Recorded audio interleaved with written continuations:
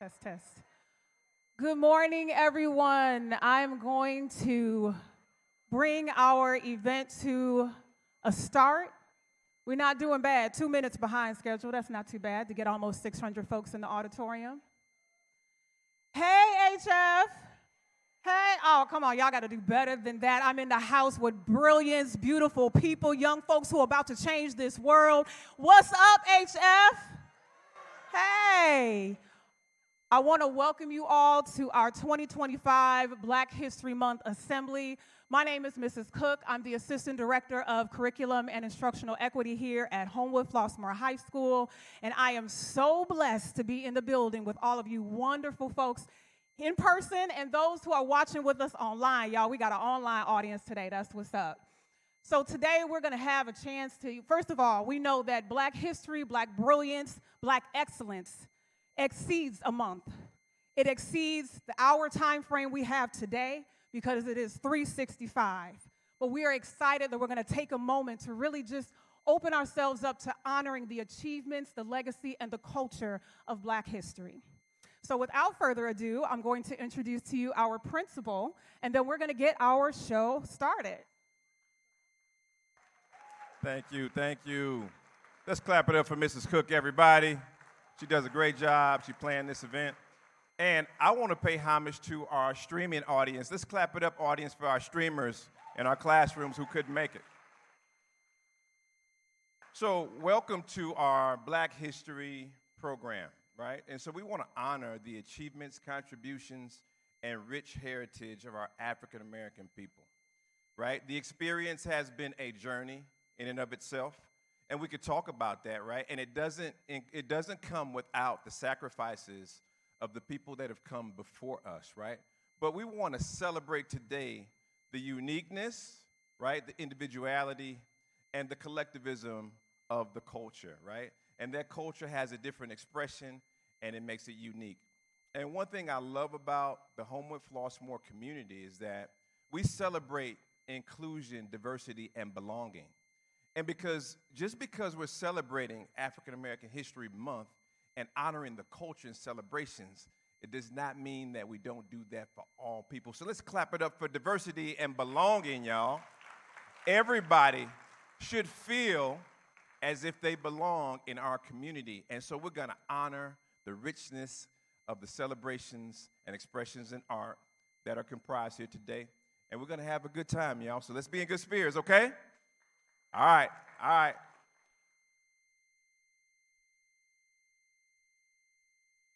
All right, everyone. So Lift Every Voice and Sing was written by James Weldon Johnson in 1900. It was originally a poem dedicated to honor Booker T. Washington, and then it was later composed and put to music by his brother, John Roseman. This song's lyrics describes the resilience, describes the strength, describes the unity of an African American culture that is seen through enslavement, through segregation, through Jim Crow, and through many other generations of struggle. But it also represents the beauty of unity. It represents the beauty of our stories. I would like for you to give a hand to two of our soloists, as well as the inspirational voices. We'll be hearing from Ashira Blakely and Sydney Gregory, my bad, y'all. Sydney Gregory, come on, ladies. And I need for you all to stand in honor of Lift Every Voice and Sing. So will we all please stand for the singing? Yeah, get on up. Stand in honor. Let's go. Thank you, thank you.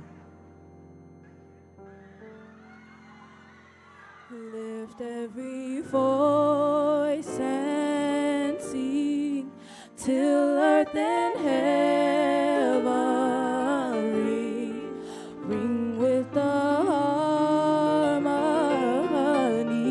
of liberty. Let our rejoicing rise high as the lifting skies. Let it resound loud as the rolling seas. Sing a song full of the faith that the dark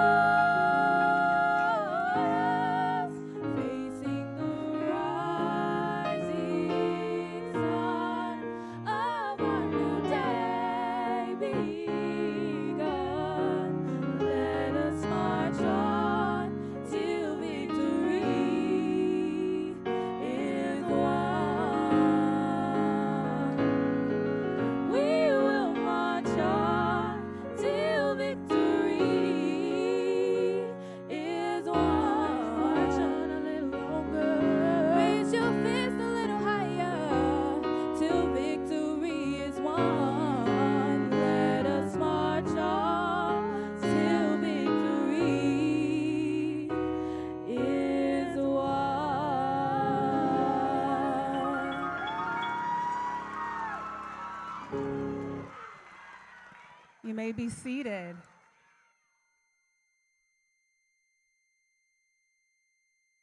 Before I have my first MC actually begin, I just got to tell y'all, first of all, Homewood Flossmoor High School students are super dope. Everybody knows this. But I got to brag on y'all just a little bit more. I had two speakers, and some things happened this morning, and they were not able to attend. So Mrs. Cook literally walked through the hall, walked into the dean's office, made the announcement about the assembly, and then turned around and said, "Hey, y'all, would y'all be willing to be my speakers this morning?" And then 100% without a shadow of a doubt, they all said yes. It's a testament to the courage, to the commitment, and again, to the beauty of our student population. So I'm going to turn it over to my first MC, who is going to introduce our next performer. Hi, my name is Countess Gibson, and I'm a student here at HF. Black mental health care professionals play a vital role in addressing the unique challenges faced by the Black community, providing culturally responsive care that acknowledges the impact of racism, trauma, and systemic inequities. Their work fosters healing, resilience, empowerment, ensuring that Black voices and experience are centered in mental health advocacy. Dr. Adia Gooden, a clinical psychologist and speaker, is dedicated to promoting self-worth, healing, and mental well-being, particularly in the community of color. Through her work, she challenges stigma, encourages self-acceptance and empowerment, and empowers individuals to embrace their inherent worth.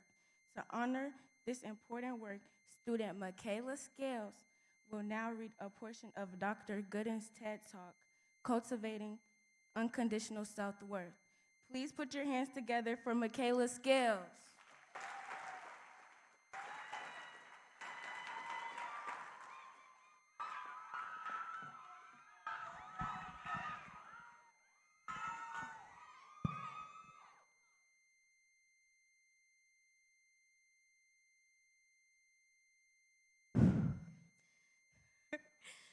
I have struggled with feelings of unworthiness for as long as I can remember. From the outside, my life looked pretty perfect when I was growing up. My parents had a happy marriage, were supportive, and earned enough for us to be more than comfortable. I was mostly happy, but I always had a deep sense that something was wrong with me. My most painful moments were at parties. My friends would make fun of me because I was rhythmically challenged, and I couldn't get my awkward middle school body to mimic the latest dance moves. I was never chosen to dance. I was never the object of anyone's attention. So around age 12, I decided the way to cure these feelings of unworthiness was perfection. Simple, right? American playwright Arthur Miller once asked, "Are they better than you, or do you think that they're better than you?" Before joining the speech team, I would compare myself to everyone around me, always looking towards the left and the right, but never looking in the mirror. I soon realized that I was making myself miserable, and I stopped believing in myself. Many of us strive to have confidence in ourselves, but to get there, we have to feel like we are worth something. In her TED Talk, Adia talks about her struggles with self-worth and how she stopped looking for validation in everyone else and finally found it within herself by cultivating unconditional self-worth by Adia Gooden. If I was just perfect, then I would fit in. I would be chosen. I would be happy. So I threw myself into formal dance classes, worked hard in school, and tried to be a supportive friend. My self-esteem was high when I got good grades and felt included, but crashed when I didn't do well academically or was left out. In college, busyness became my key strategy of trying to feel worthy. I juggled classes, tutoring, the Black Student Union, gospel choir, and step team. barely giving myself time to breathe, to think, to be. After college, my attention turned to trying to find a relationship to fill the void. I held on to hope that if I could just find someone to love me, then I would finally feel worthy. I'll let you in on a secret. None of it worked. Not the perfectionism, the busyness, the relationships. You may be wondering if this is just another talk on self-esteem. No. Our self-esteem is derived from our accomplishments and abilities and things we believe we can achieve. In contrast, unconditional self-worth isn't about comparing ourselves to others. It's not something we can have more or less of. Unconditional self-worth is the sense that you deserve to be alive, to be loved and cared for, to take up space. According to the World Health Organization, depression is the leading cause of ill health and disability worldwide. Think about that for a moment. I believe many factors cause us to feel this way. Advertisements tell us that we need to buy things to be loved and accepted to succeed. Our educational system teaches us that our worthiness as students is based on grades and test scores. And for those of us who've experienced abuse and assault, may even question our personhood and very right to exist. For many of us, our self-worth is tied to our accomplishments and abilities. And as soon as we fail or lose approval, we experience low self-worth. Unconditional self-worth is a way out of self-criticism, shame, and unhealthy behavior. It is time for us to base our worth on the fact that we're human, to cultivate a worth that persists, even when life does not go as we hoped. I often wonder what the world would look like if we all cultivated unconditional self-worth. I believe that more people will resolve conflicts without violence, that more people would dare to do amazing things. Cultivating unconditional self-worth is an ongoing practice. Here are 4 ways you can begin to feel more worthy, starting right here, right now.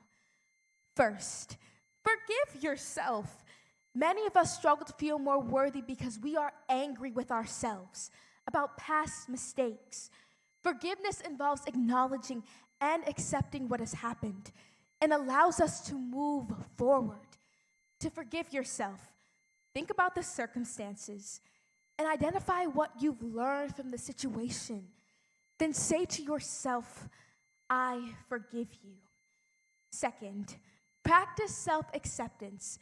Many of us struggle with low self-worth because we refuse to accept ourselves the way we are.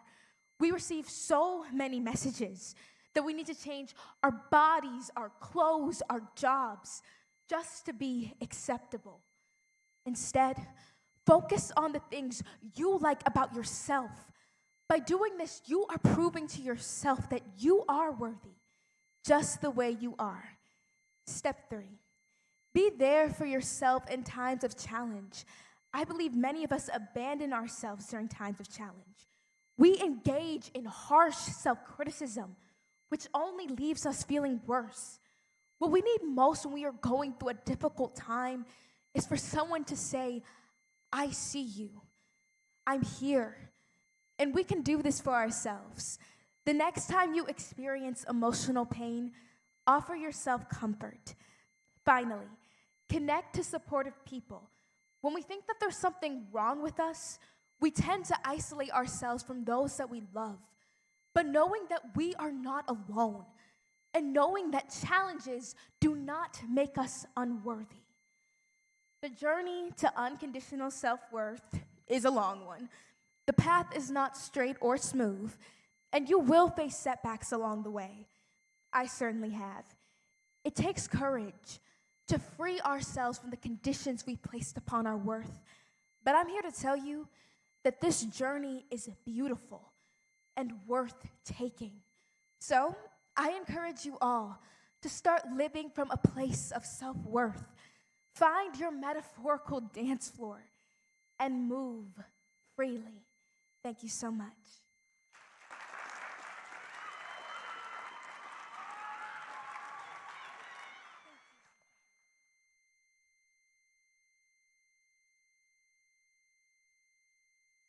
Thomas A. Dorsey, known as the father of gospel music,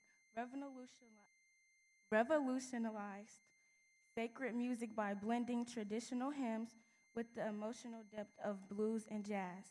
A former blues musician, Dorsey turned to gospel after a personal tragedy, composing classics like Precious Lord and Take My Hand. His work led to the foundation of modern gospel music, shaping his role as a source of strength, resilience, culture, and expression within the Black community. HF Inspirational Voices continue this tradition, celebrating gospel music impact on the Black community. Their performances uplift, inspire, and unite, echoing Dorsey's legacy of faith and resilience. Please put your hands together for our very own Inspirational Voices.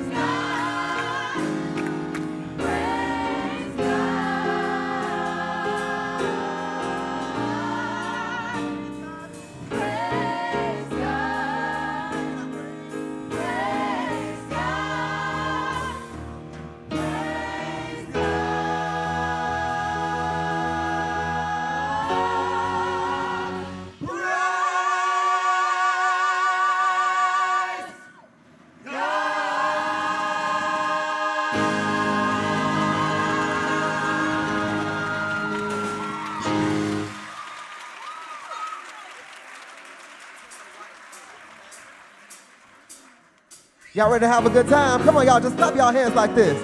All over the building. Yeah. Here we go. 1, 2, 3, to the right. Yeah.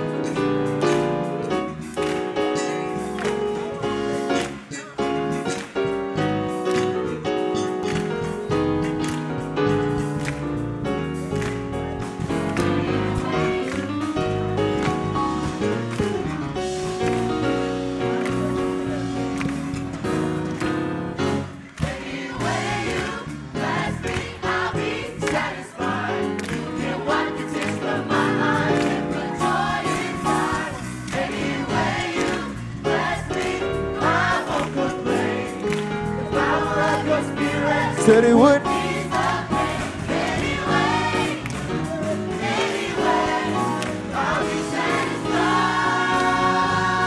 Say anyway you bless me, I'll be satisfied. You can wipe the tears from my eyes and put joy inside.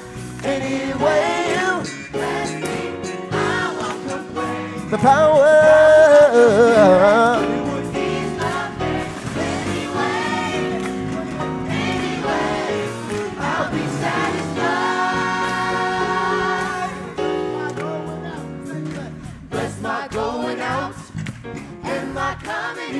Put your spirit round about and your coming. Bless my going out and my coming in. Put your spirit round about and your coming.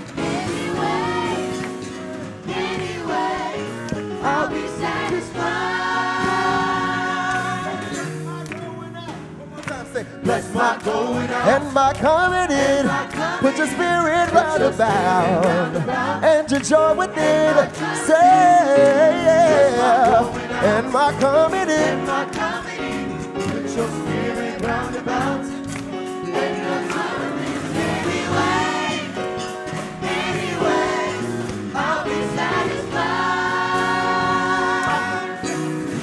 Clap your hands right there.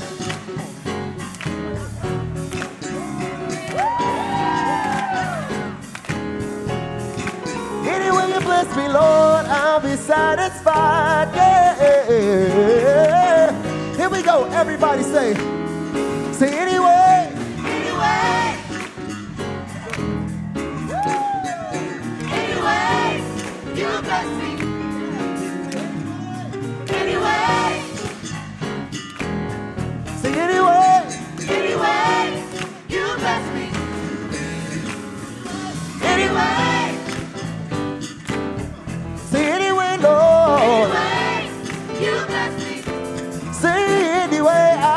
Satisfied. Oh. Anyway, you bless me. Just sopranos, say anyway. Anyway. One more time, say anyway. Anyway, you bless me. Come on, altos. Anyway. Anyway. Say anyway. Anyway, you bless me. Real big tenors, say anyway. Say anyway. You bless me. Everybody say anyway. Anyway. Everybody clap, say anyway. Anyway. You bless me. One more time, say anyway. Anyway.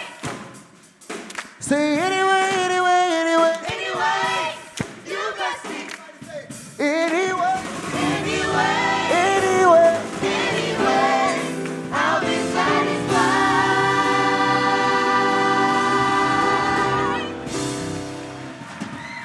Thank you, God.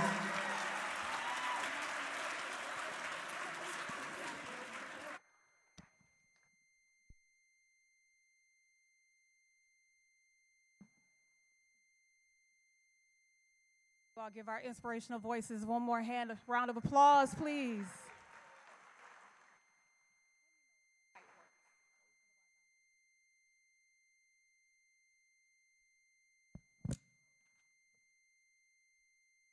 What up, HF? Most of y'all know my name is George and I'm a junior here, and I'm going to be introducing our next speaker, Sandra Finley.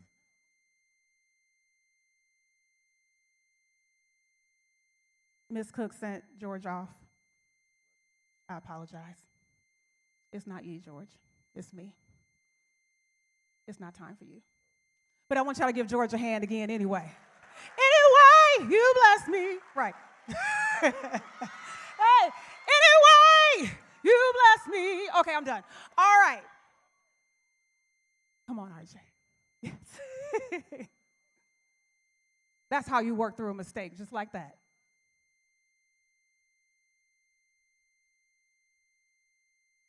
Good morning, everybody. My name is RJ. I am a junior here at HF, and I would like to introduce you all to our Black History Month showcase. So, welcome everyone to our Black History Month Assembly. Today we celebrate the impact of Black Americans throughout history and honor and incredible contributions. We're also excited to showcase our award-winning Homewood Flossmoor High School STEP team. Their dedication and talent truly reflect the spirit of our school community. As we celebrate, we also recognize the National Penn-Heller Council, which oversees 26 sororities across the U.S., including historically Black sororities. The NPC promotes scholarship, leadership, sisterhood, and community service, values that continue to empower women today. Now, let everyone enjoy the performance and reflect on power, unity, and leadership and service.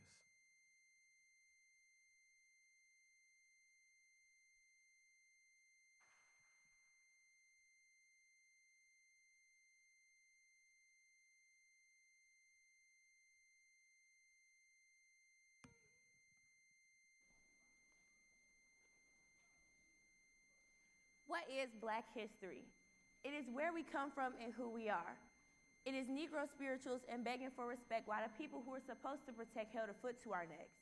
It is talking with braid patterns to escape their masters and getting gunned down for saying Black Lives Matter. It is where we come from and who we are. What is Black history? It is communicating with beats to express ourselves and be set free.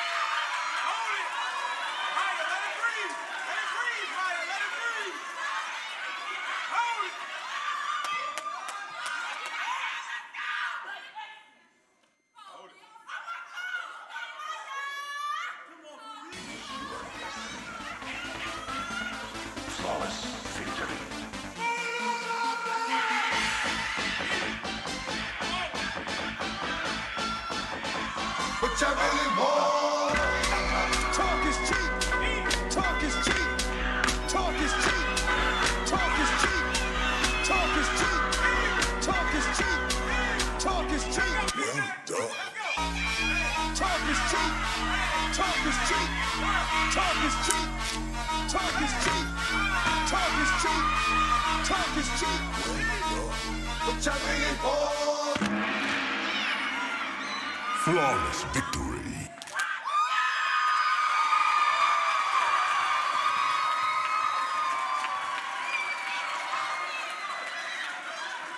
Yes, give it up for our very own award-winning Homewood Flossmoor High School Steppers. 3 national titles and more on the way.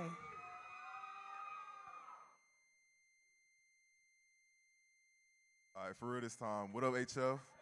My name is George Ezra. I'm a junior here, and I'll be introducing our next speaker, Sandra Finley. Sandra Finley is president and CEO of League of Black Women. She has emerged as an acclaimed communicator and has presented at institutions nationwide, including Fortune 100 companies. Sandra represented LBW at the White House Forum on Women and AMP, the economy, and she presented at the EU Commission Global Summit on Women Stabilizing an Insecure World in Brussels, Belgium. She presented at Harvard Business School symposiums and gender work, relationships among women, bridging generational and global divides, wherein LBW research work was featured. A graduate of Loyola University, Sandra is active in her community. She is a board trustee for the Village of Olympia Fields, Illinois, serves on the Community Advisory Board of Seaway Self-Help Credit Union, and Congresswoman Robin Kelly's Advisory Committee on Women and Girls. Sandra is also a member of the Governor State University Social Work Advisory Board. As president of the League of Black Women, Sandra focuses the organization on advocacy for leadership success for Black women and girls in our society. As the premier leadership research organization for Black women, notably, the League has carved out a distinctive niche in fostering business ownership opportunity for Black women. Sandra is committed to innovative leadership research that leverages as its main focus the authentic voices of Black women. Sandra has been honored with many recognitions, including the YWCA of Metropolitan Chicago Award for Racial Justice and the U.S. Department of Justice Federal Bureau of Investigation Chicago Division FBI Community Academy Program. She is also a former board member of the Illinois Health Maintenance Organization Guarantee Association, a past member of the Public Policy and Public Programs Committee of the Field Museum of Natural History, and a previous chair of the Union League of Club of Chicago's Committee on Race. Please put your hands together for Sandra Finley.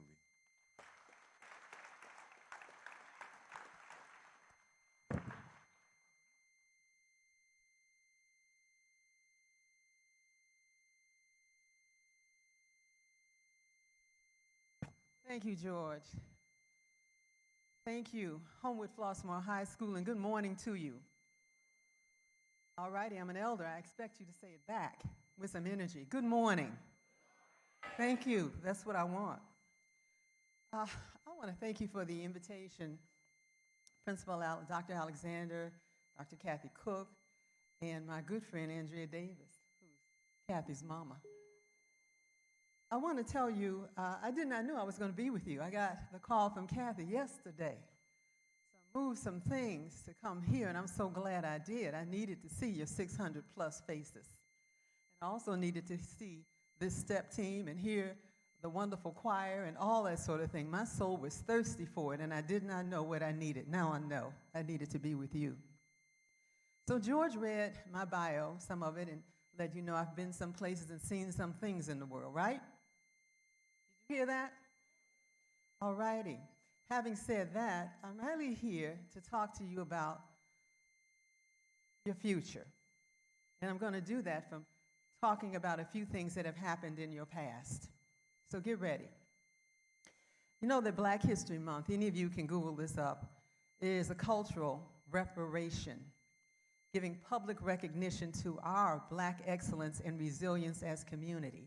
And that is you. I got to tell you, in the whole planet, in the whole past and the future, where we are right now, there's nothing quite like you. You are unique. You are long awaited, and you are much celebrated. That is who you are. I can see you very clearly. I'm looking here. I looked at George, and I found out as I was looking at his smile and thinking, that looks familiar. This is brother from Nigeria. They're giggling. They already know this. The brother from Nigeria. And as I'm looking at you, and I know most of you can't do what he can do, which is simply say, what country your family is from. And I hope before you get to be very long in your lives, you use science and try to find a way to know that. It's going to make a difference in how you stand wherever you stand in the world amongst people, and you will know that at least a couple of nations are standing with you and all of your family. I wanted you to know that on February 7th, 1926, Carter G. Woodson, if you don't know who he is, look him up. There's a library dedicated to him in Chicago. He was a historian and an author, and he gathered friends and supporters and initiated the first celebration of Negro History Week, which led to Black History Month, to extend and deepen the study and the scholarship on African American history all year long. And they succeeded, and that is why we are here today. We're here in the light and the energy of a man's vision that we are excellent and that the world needed to stop and notice that we are present. In 1976, 50 years after that first celebration, that association used its influence to institutionalize the shifts from a week to a month and from Negro history to Black history. Nomenclature matters. It matters what people call you. Make sure they call you who you say you are. And as that evolves, stand in that place and stand and look at them until they get it right. Black History Month became nationally recognized in the United States in 1986 when Congress passed a law officially designating February as National Black History Month. Don't you waste a day of the month without looking at yourself in the mirror with the energy that these young people just exhibited on this stage and going, I am something amazing. I am something amazing every day. On your most difficult days, know that you are something amazing that something difficult is trying to deal with. And it will not win because you are amazing. Talking to George in preparation to come here, he asked me some questions. He found out how old I am. George thought I was, what did you say? Maybe 60-something? Right, I'm 75 this year.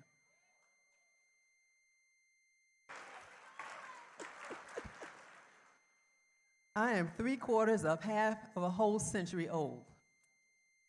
I am an elder in this world. Yes, indeed. What did they say? It don't crack. There it is. It does not. It does not. He also asked me something about my family. He asked me about my kids who went to this school and graduated. He also asked me about my husband. Eddie and I have been married 52 years.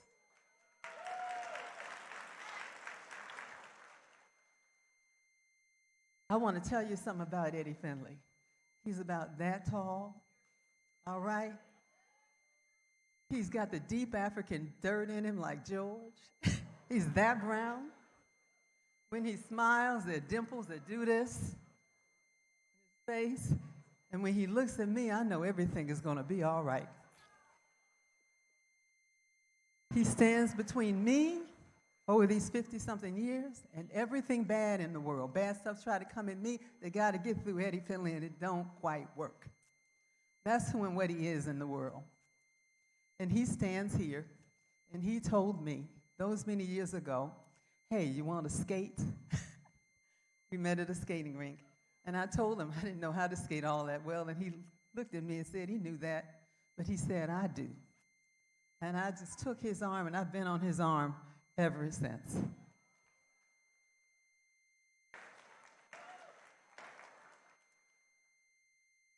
Back to the history. How we got here. We're going to take a quick look at a date you know very well, 1776.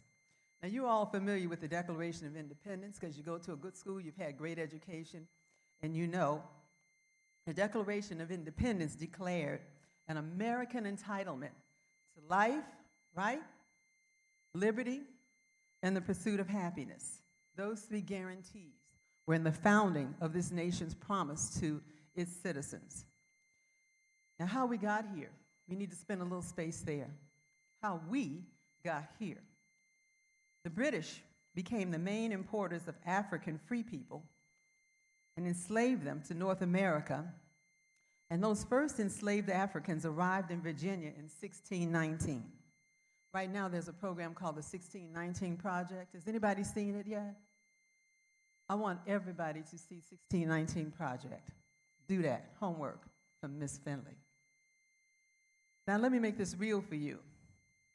When I was 19 years old, a year older than most of you here, just a year older, I went to Africa with a group of young people who were students. Now, how I got to Africa is a great teacher noticed that in those years, we were just getting black and proud. We were wearing our dashikis, we had our big fros going, and we were stepping up into the world declaring who we were. And we were in love with the idea of Africa, a place we had never seen. And she determined that we needed to make Africa real, not a fantasy. So our class raised the money, going around asking folk for money, for donations, so that we could go to Africa. And we named ourselves Africa Express. And we raised enough money to buy plane tickets to fly to West Africa. And we landed in the night. And I couldn't see anything when we got off the plane, but I could hear crickets and sounds of night, and the air was heavy with warmth and wet and water. And I felt, this feels familiar. The next day when the sun came up, I got a chance to see what it was that I might not ever see in my whole life. The beginning of my own experience with the idea of the connection between me and the place called Africa. One of the things that we got to do on that trip, and I hope you will do this when you go, is we went to a port where there was a structure called a castle, which was really a fort. And it was a place called Elmina. And in this conclave of buildings, there was a tall tower. And our guide marched us into the tower. Now imagine a big old round, think of like a silo, and you go in and at the bottom it's empty. Pointed way up into the sky, it fell towards the wall of the tower, there was an opening. And what the guide told us, you need to focus on that because the people who were captured and brought to America climbed a ladder up this tower to this window and crawled on their knees across a board that was between this building here and a ship's hold. And they crawled on their knees to the ship and down into the hole in the belly of the ship. And that is where they lived or died until they reached the destination towards enslavement. It made it very real. And I want to tell you, as I was standing there in that place, I felt the hate, I felt the horror, I felt the fear and the despair. It was so real, like the building had captured all of that energy in its physical self. And I had to come out of that place. And I walked out into the sunlight. But in that instance, I knew who I was. I'm a descendant of the African people who did not die on that journey. I'm a survivor, and that is who you are. You are descendants of people who lived and struggled and survived. And now look at you, look what we have done. 600 or more strong, healthy, educated, well, dancing, singing, and getting prepared to be adults in this world. That is who you are. Give yourself a hand. Give your ancestors a hand and a shout.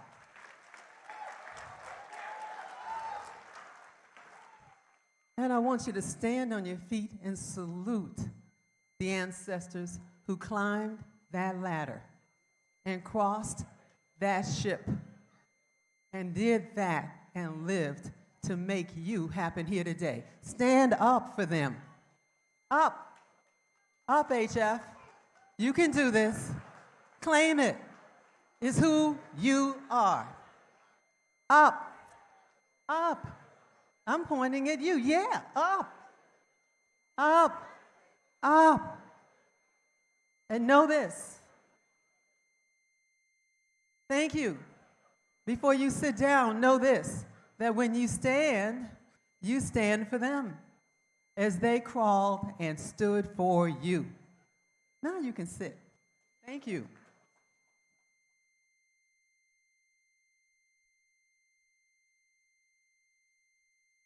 The fact that survival of our ancestors under those circumstances established the beginning of the transatlantic slave trade. Transatlantic simply means crossing the Atlantic Ocean.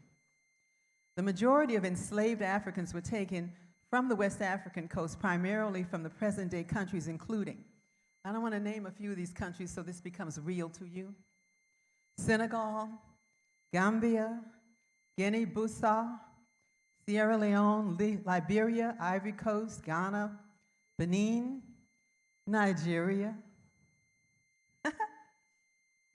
Cameroon and Angola, with the regions of Senegambia and the West Central Africa losing the most people to the crime of enslavement here in the Americas. Do you hear that? The loss. In fact, when I was in Africa and we were talking to students from that place, one of them boldly asked, as he looked us up and down from America, "Why have you not come back?"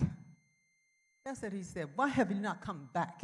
It was a challenge, and we didn't know what to say. But our teacher was wise, and she said, "Why did you let us go?" So we decided not to have a family fight in there, and we decided to move on to other things. But it's a matter of perspective as to what happened and what you do about where you are in the multi-generational conversation. That list speaks directly to a consciousness that is rooted in the dream, a Genesis dream of a before time wherein we are citizens of powerful societies and amazingly talented and skilled people.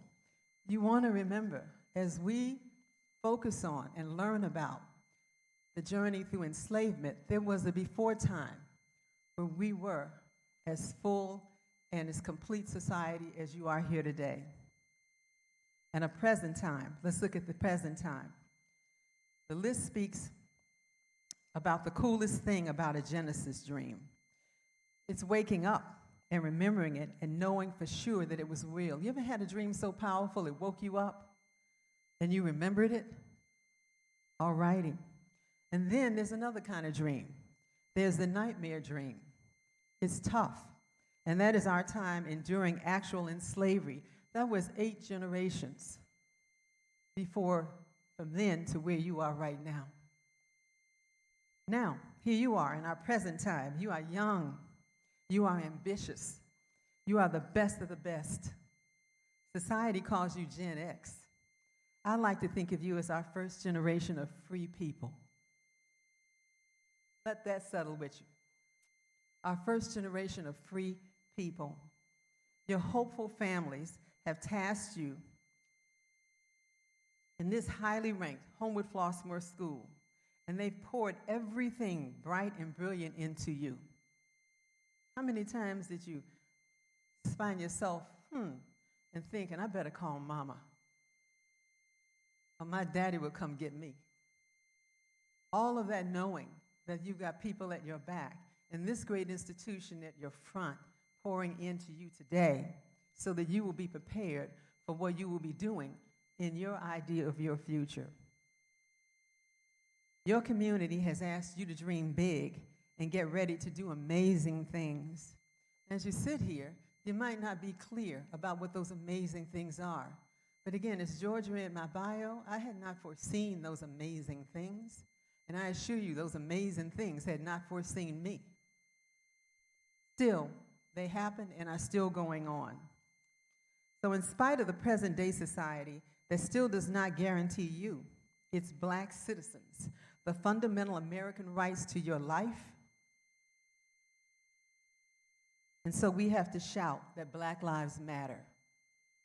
That's what that's in response to.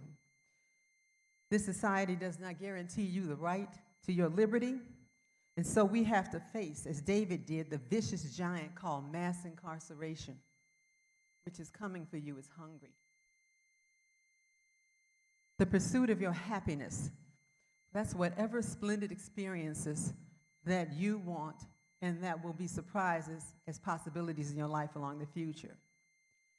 As this day is speaking to the theme of being rooted in the dream, you here today, dreamer, and you are hearing this, and I am sending a wake-up call from me.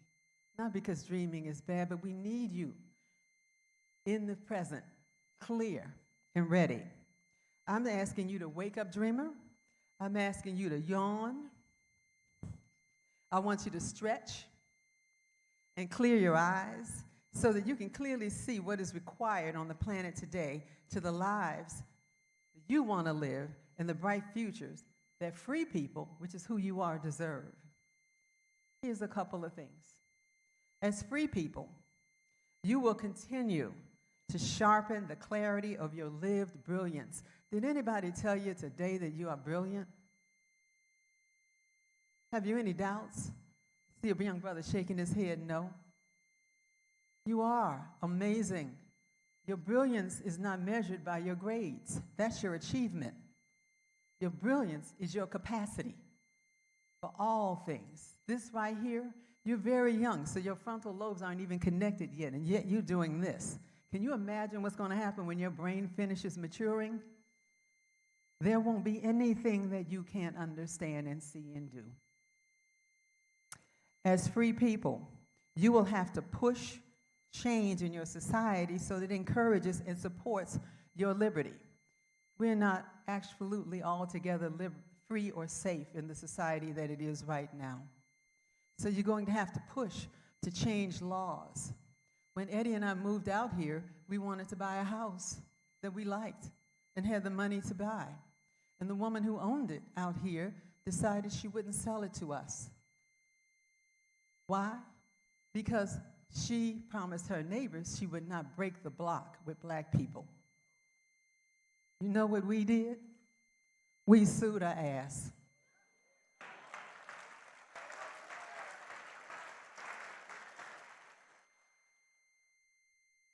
And in doing that, it caused us to take another look at the house and found out it had issues that had not been disclosed, and we left and bought another house that was fresh and newly built, just for us.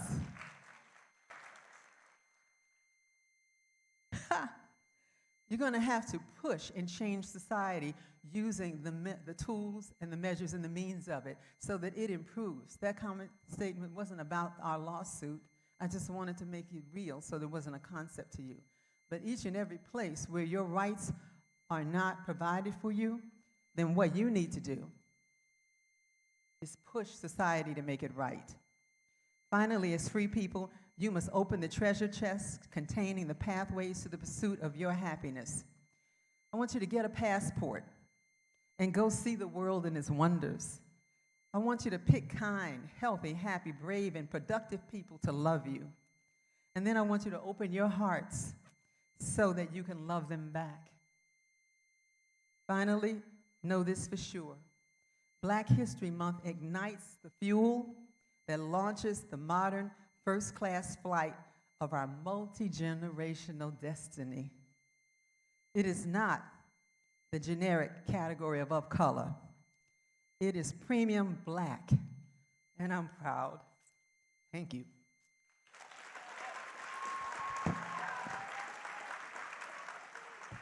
Before our bell rings, because I know you all are looking, please give Ms. Finley another round of applause. She is the grandmother of a Homewood Flossmoor senior and mother of 2 graduates. Leave this place knowing that you are brilliant, you are bold, you are beautiful, you are wonderfully and you are excellently made. And we need you, each and every one of you all. We thank you for being a part of our assembly. You all have a wonderful rest of your day, HF.